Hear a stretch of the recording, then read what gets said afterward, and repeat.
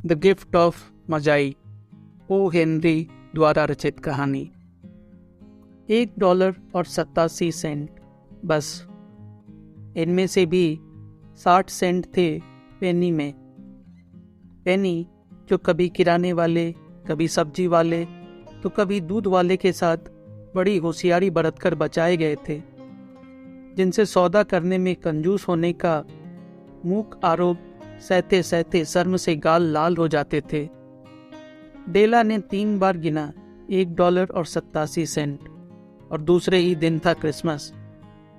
ऐसी परिस्थिति में अपने गंदे छोटे से पलंग पर गिरकर रोने और सुबकने के अलावा चारा ही क्या था। तो डेला ने वही किया। आइए, जब तक यह गृहिणी दुख की एक सीमा से दूसरी सीमा में जा रही है, हम उसके मकान पर एक नजर डाल लें। $8 प्रति सप्ताह का सजा हुआ फ्लैट, जिसका वर्णन तो क्या ही किया जाए। इतना ही कहना काफी होगा कि कम आमदनी वाले लोग ऐसे ही मकान ढूंढा करते हैं। नीचे दरवाजे पर एक लेटर बॉक्स, जिसमें कभी कोई पत्र नहीं आता, और एक बिजली का बटन, जिसे दबाकर कोई भी घंटी की आवाज नहीं निकाल सकता। उसी के बराबर लगी हुई एक तख्ती पर लिखा है, मिस्टर जेम्स दिलिंघम यंग। दिलिंघम शब्द उस समय जोड़ा गया था जब पहले कभी उनके पास समृद्धि हुआ करती थी, और जब उन्हें हर हफ्ते $30 मिला करते थे।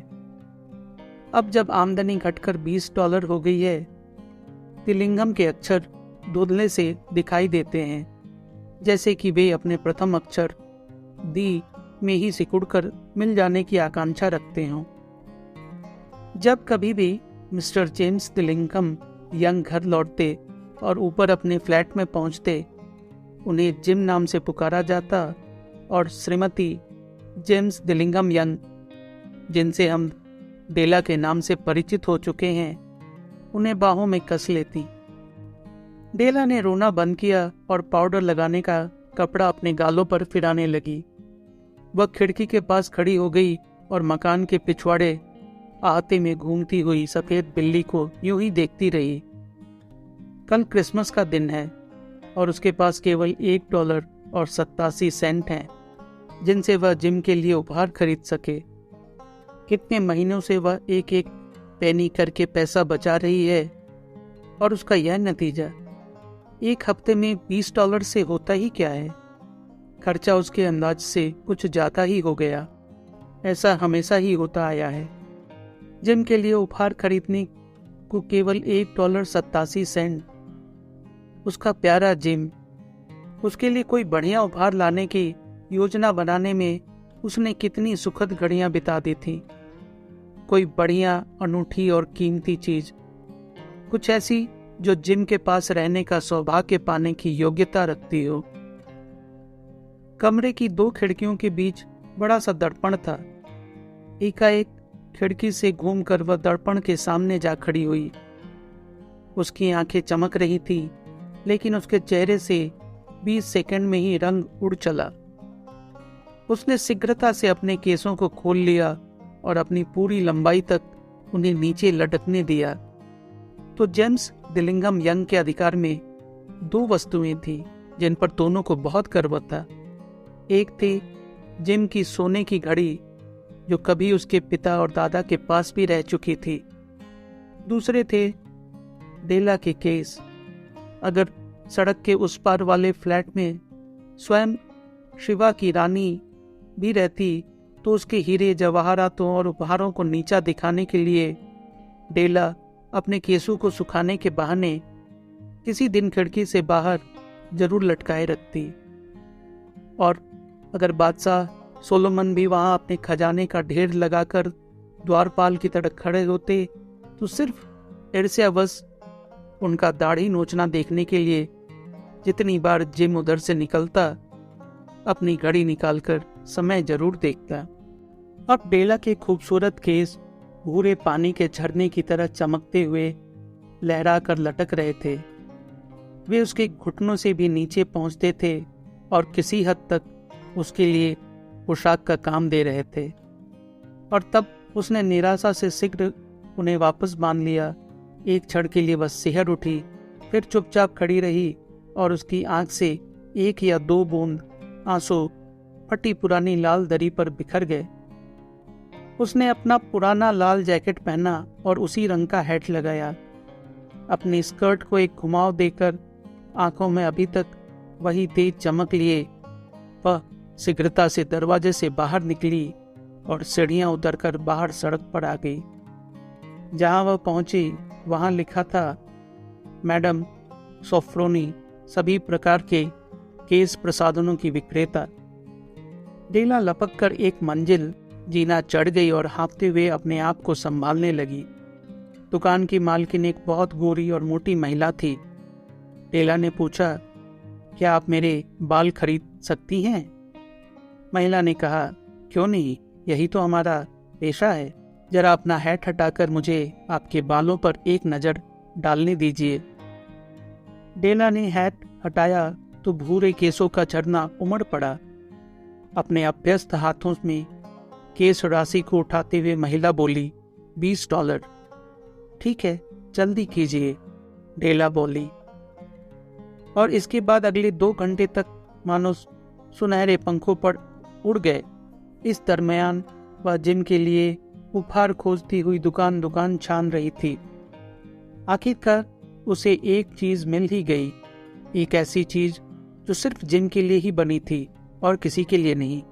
उसके समान और कोई चीज कहीं किसी दुकान में नहीं दिखी थी।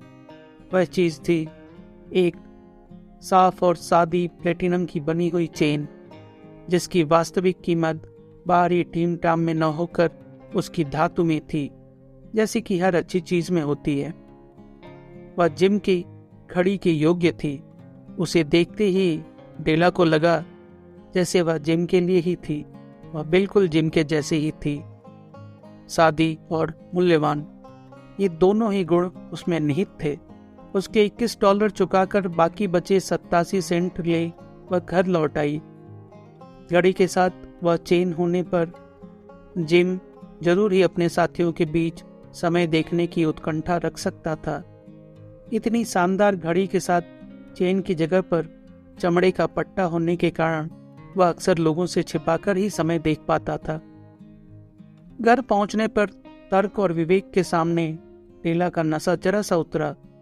उसने अपने केसों में लगे हुए छल्ले निकाल लिए और गैस का स्टोव जलाकर कुछ काम करने लगी, जिससे उदार प्रेम के आवेश में हुई इस तबाही की पीड़ा कुछ कम हो सके।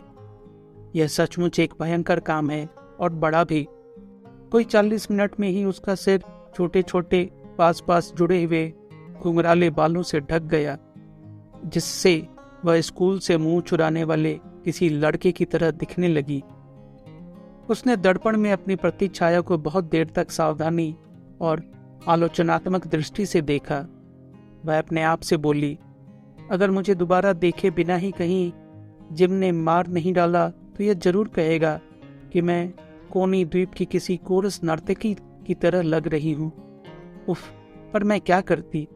$1.87 में मैं कर भी क्या सकती थी।